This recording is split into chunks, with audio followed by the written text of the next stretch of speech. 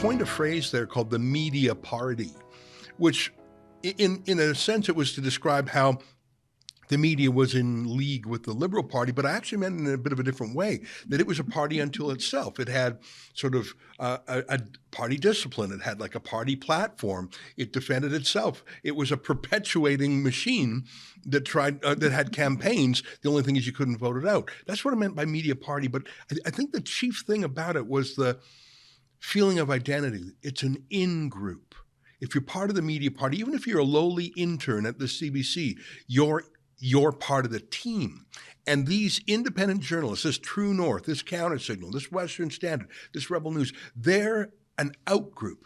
They're in a different party. They're the wild barbarians. We are in it together on the inside, and we don't even have to be told to synchronize like birds joining formation in a flock. You know, it's amazing how birds fly in a V shape. I don't know how they do it. They just do it. I think journalists on the in-group are that same way. And so I think they naturally feel a cohesion with Justin Trudeau and Jagmeet Singh and Elizabeth May, and they see Rachel Emmanuel Key and Bex T, Rebel News, et cetera, as threats.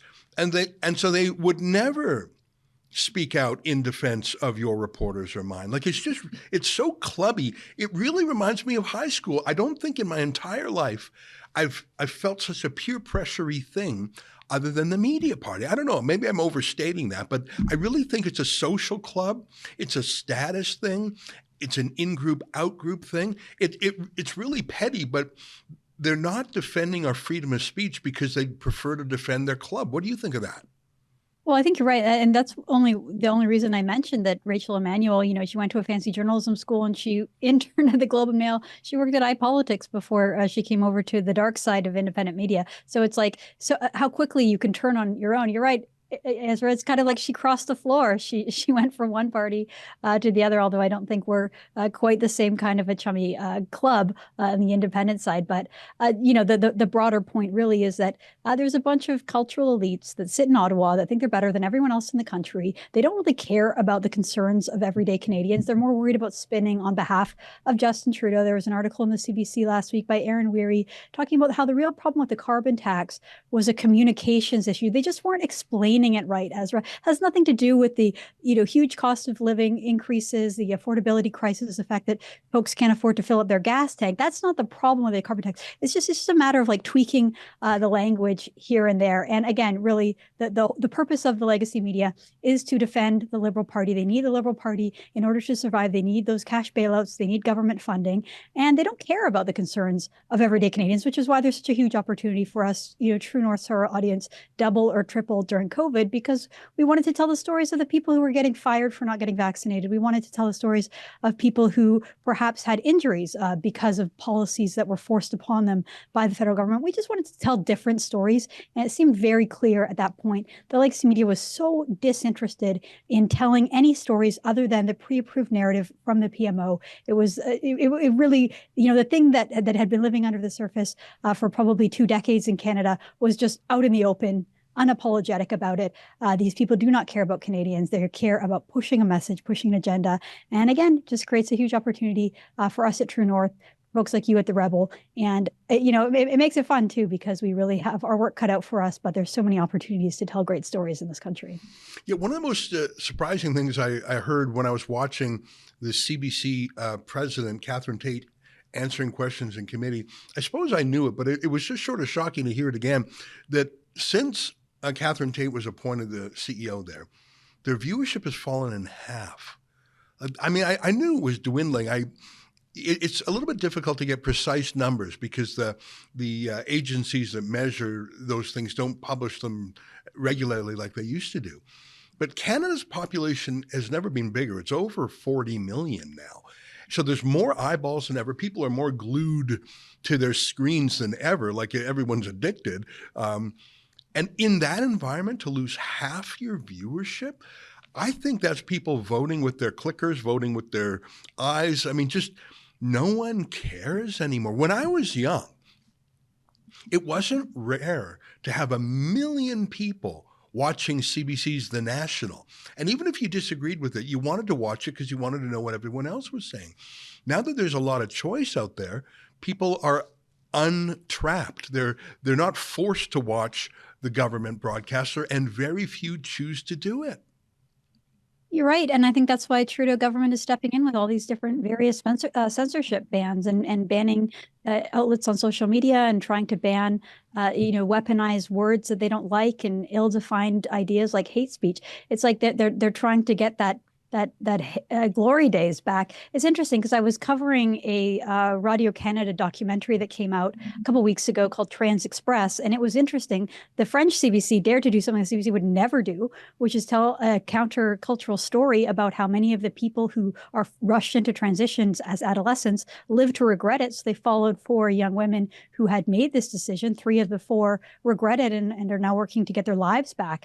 But anyway, Radio-Canada still does have a bit of a presence. The journalist who put that together went on a radio talk show or a television talk show, called Le Tout le monde en parle, which Quebecers actually watch. Like there's still a critical mass of people in Quebec that are watching these stations that will have an impact on the culture. And I was trying to think if there was anything equivalent in Canada. And it's like, there's just so much diversity online. There's so many different places where you can get your news from. I think that Canadians of your generation and my generation might still be aware that the CBC has a show called The National. I don't think anyone under 30 or under 25 is even aware that exists or that's an option. They probably haven't had cable television in their house ever, perhaps.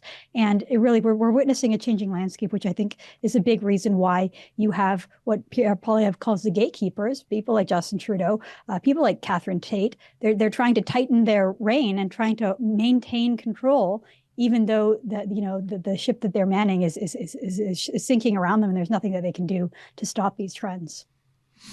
I sometimes think of a metaphor of a room with no windows and 100 candles. And if you snuff out one candle, so there's only 99 burning, it's really imperceptible, the difference.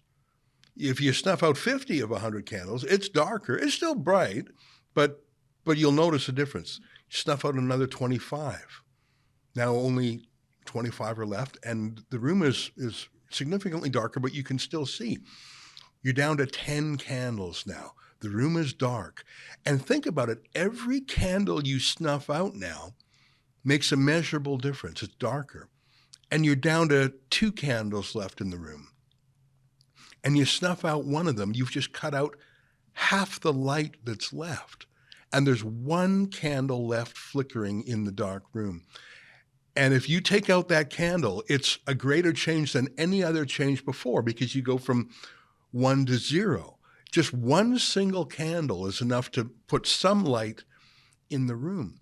And the reason I think about that metaphor in my mind is that there used to be a lot of independent journalists, including at some legacy media outlets. And you can still find a few at the National Post and the Toronto Sun, and even a few at the Globe and Mail. I'm not saying they're all awful.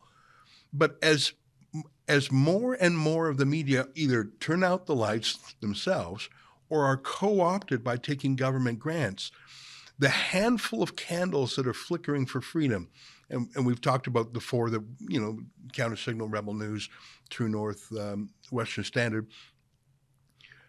Justin Trudeau does not like, I think he's very thin-skinned.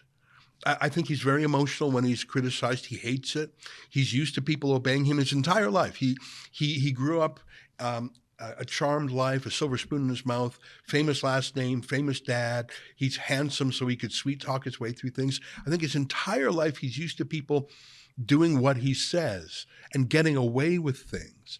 And so those odd people that defy him, he rages against them. And it's a very long interjection, forgive me, but he's snuffed out most of the lights now, Candice. There's just a few flickering candles left. But he knows what you and I know, which is those last candles make more of a difference than the first few that went out. The difference between 1 and 0 is the greatest difference of all. And so he controls most of the media through funding. He controls the CBC, which is larger than the rest of the media combined, directly. And yet he can't stop the criticism. So he rages at the few who are independent, you, me, social media. That's why C63 was introduced in my estimation. Because although he controls so much, he doesn't control that last 1%. Go ahead. Sorry I was talking for so long. Yeah, no, well, it's a really interesting metaphor that you raised. I hadn't thought of it that way. I think that that room that you mentioned, the room with no lights and just candles, if that's the world of legacy media, then good. Let's shut off the candles and let's move on to a different room, because I think that this may be the last election, whenever it does come, between Pierre Poilievre and Justin Trudeau, that the legacy media even has an impact. That it even sways the needle one way or another. You know, Ezra, you and I have lived through many elections where the media has dominated the outcome, and that the winner of the election is solely because of the media coverage. Or if not, it's a lack of media. You know, no lack of trying on behalf of the media to paint, for instance, Stephen Harper as an absolute monster who's going to like Americanize the country or whatever they were accusing him of doing back then. I think that the only reason that the legacy media has an ounce of relativeness in our society is because of all these bailouts, because of all the money that Trudeau has given them. And hopefully, if Pierre Poilievre is elected, he'll do away with that, and we'll see a reshaping of the landscape. More players like us will have more opportunities to get in and shape the landscape. You'll have, you know, independent journalists on both sides of the political aisle, and you won't have this sort of stale, you know, very rehearsed teleprompter reading news stations that are totally out of touch and not covering things that are even the slightest bit relevant. And I think your analysis on Justin Trudeau is really true. I was reading a book the other day, The Psychology of Money, and he talks about a story of this sort of wealthy guy who had kids, and he was worried that his kids were going to grow up spoiled. And so he asked like the groundskeeping staff at his property to go play sports with his son, like go play soccer. And then he watched later and he was horrified because his like 7-year-old son was like winning and he was dominating and he was scoring on all these housekeepers. And the dad was horrified because he was like, you know, none of the staff wanted to stop the privileged golden boy from being playing soccer. So this kid, you know, grows up thinking that he's an amazing soccer player because he's playing against adults and he's winning. I kind of thought of Justin Trudeau when you talked about his growing up and how he's been surrounded by people who adore him, and he's been part of this sort of tradition of liberal royalty in Canada, and how distorted his self-perception is. But look, I mean, he must look at the polls. He knows how unpopular he is and how hated and despised he is. He must know. I mean, they can't keep it from him. So I think you're right. He's lashing out because he this is the first time where he can't control his environment, and people actually don't like him. They don't like his personality. They don't like his policies. They don't like his ideas. They don't like the way he talks. They don't like the way he looks. He's not a popular prime minister at all. That'll be his legacy, and there's nothing really he can do about it. So you see someone, sadly, is just lashing out because it's all they have left, basically.